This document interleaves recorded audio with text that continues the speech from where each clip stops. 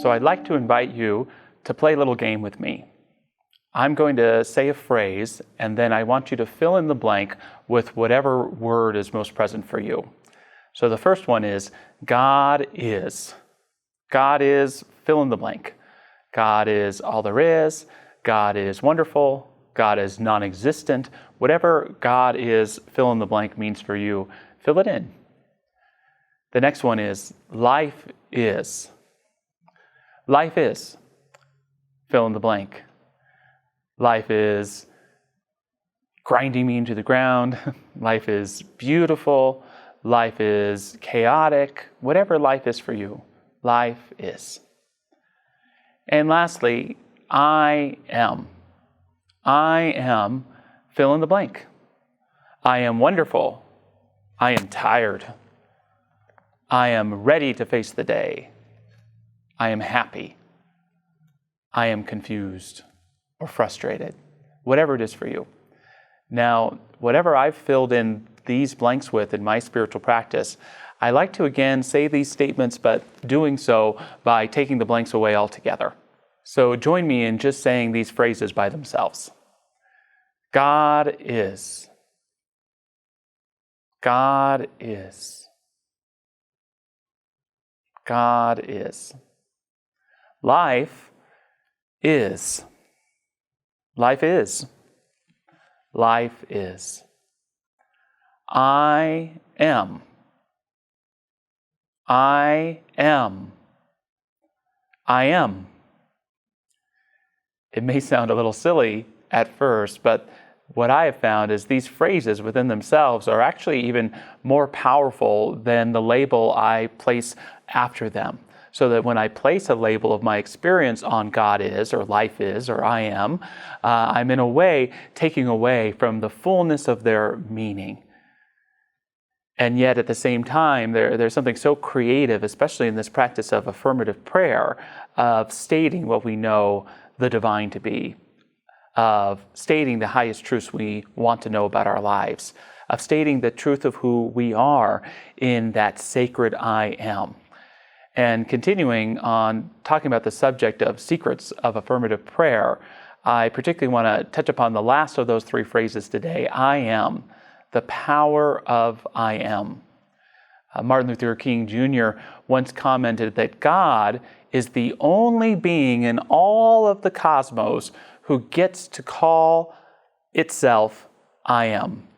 He's referring back to the encounter that Moses and Yahweh have in the Hebrew Scriptures, where Yahweh declares, I am that I am. And Martin Luther King Jr. is saying God is the only person who gets to be, or presence that gets to be I am. He would say, I have to be I am Martin Luther King Jr. I get to say I am Josh. You get to say I am whoever. And yet, part of the secret of affirmative prayer here is realizing that I am is not just a statement of affirmation, but it's a conviction in spiritual identity. That when we bring consciousness to this simple phrase, this statement of being, I am, we're not only affirming ourselves, but we're inviting the divine inside of us to stand up and say, hello, here I am, this creative, divine, spiritual power. When we say I am with inward conviction, we are connecting ourselves with Source, and that in itself is incredibly creative. It is a creative power. So just a few examples of applying the power of I am. The first is recognizing that utilizing I am in affirmative prayer is not about trying to make something happen. It's a statement of spiritual identity and of our becoming. When I declare I am a good father, or I am the presence of love, or I am forgiving, I am using this creative power of identifying with that spirit, having it stand up and say hello to me, and in me, and as me, and I now get to apply it creatively to my life. It's not about wishing or willing stuff to happen. I remember a friend of mine was babysitting a 6-year-old for a family who had recently gotten into metaphysics.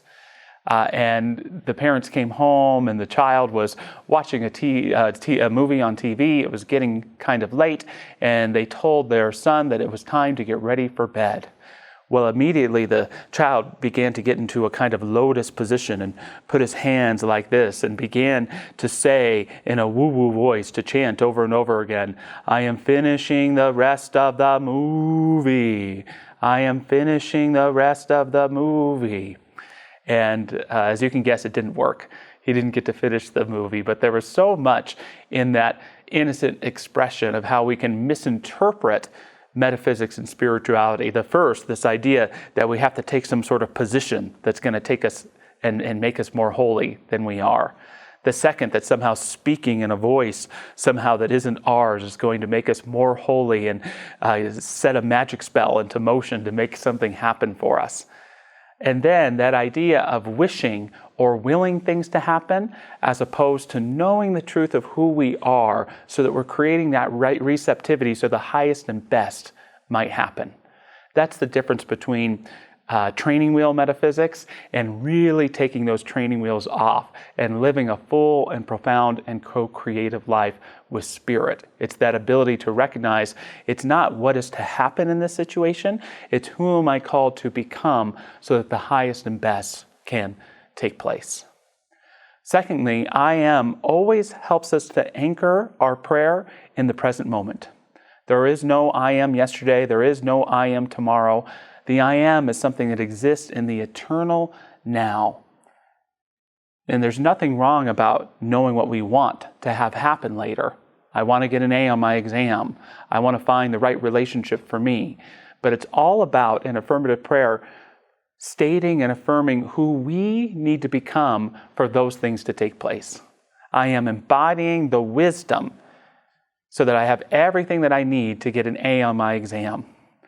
I am working on who I am as a partner so that I can attract the divine perfect relationship for me in my life today.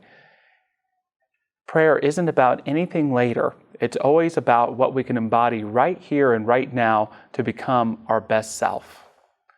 And lastly, when it comes to the power of I am, it's all about conviction and not about desire. It's all about conviction and not about desire. When I say or affirm, I am a good father, I am doing so with the conviction that even if I haven't been, that I'm going to do my best to align myself with that I am, which is the highest truth of who I am within me, to be it with greater clarity in my life. Harold Bloom, the great literary critic, described God as the oldest part of ourselves. That was a really interesting phrase to me. It doesn't speak to this idea that God is the first being that ever existed billions of years ago or thousands of years ago based upon what your faith is. It is a statement that the divine is the most primordial aspect of ourselves. There's a part of ourselves that isn't just in the past, present, and future, but is in all of these together. There's a part of us that is with the divine right now in the very creation story of creating the heavens and the earth. And we can connect with that through this sacred knowing, this sacred affirming of I am. Then we get to apply it, not with desire, but with conviction in our life. I am a good father to my children, and I do so by doing A, B, C, D. I am a life and love-worthy person, and I am receptive to receiving love and the best of life itself. What is it for you? I am. Again, just be with that presence without needing to fill it in with any blank, but listen to it. I am. What would this knowing of the I am within you articulate as the perfect affirmation for this evening, for tomorrow, and for the days to come? God is, life is, I am. And so we are. Sit here and settle into the knowing that there is one divine presence that is here, there, and everywhere. This divine presence that weaves its hands and its energy through everything that is, having no beginning and having no end, is constant, omnipresent, and forever. I know this to be the truth, and I know because I am here this beautiful presence weaves itself in and through me. I am the vessel through which it works.